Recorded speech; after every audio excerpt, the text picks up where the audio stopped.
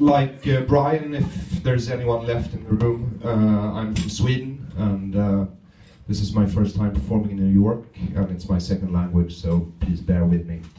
It's very nice to come here and headline, and both me and Brian are here because it's not really our dream, but somehow we need to make this trip tax deductible. We're working comedians, so let's end this funeral, shall we?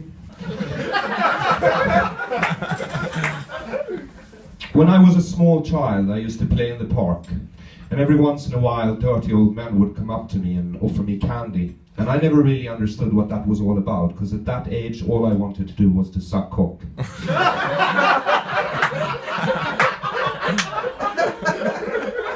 Now, I see you drinking. I started drinking, but then someone took my cider away. I'm drinking cider, and I'm trying to bridge gender stereotypes.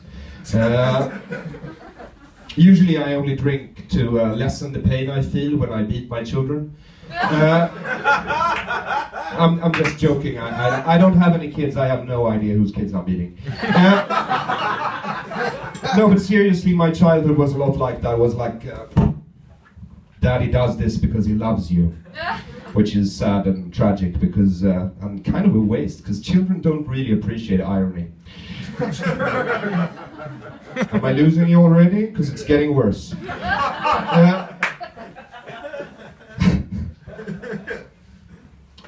They say love yourself, but I'm not my type.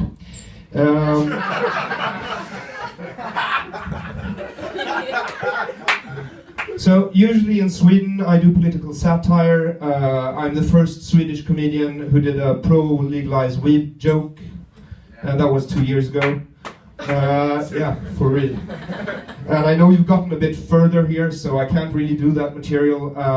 So I'll delve right into my legalized DMT material.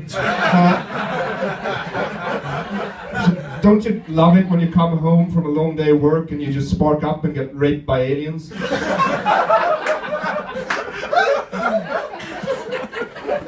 So, anyway, you have to break some sort of taboo, I think, as a comedian. And in Sweden, by the way, if you're wondering why, Brian, that you saw earlier, Sweden's biggest comedian, maybe physically,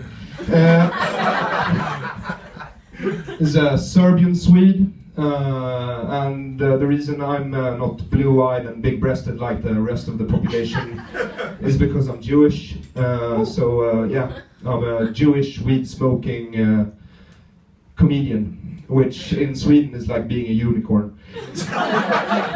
And you come here and it's like I found my herd.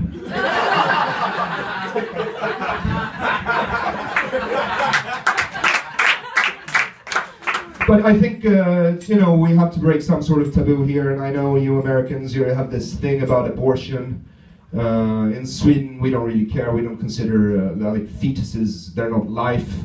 Like, for instance, if I was to have sex with a fetus, I wouldn't consider it to have sex. It's more like a lubricant, because they're mostly slime. So it's like masturbating with lubricant. But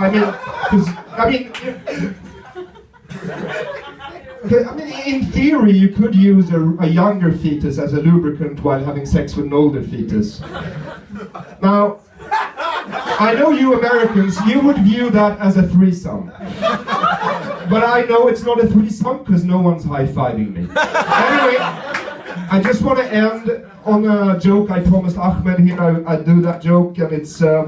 I think it's really tragic that Whitney Houston drowned in the bathtub, because I think it reinforces the stereotype that black people can't swim. No? Okay. Thank you. Aron Flam, everybody!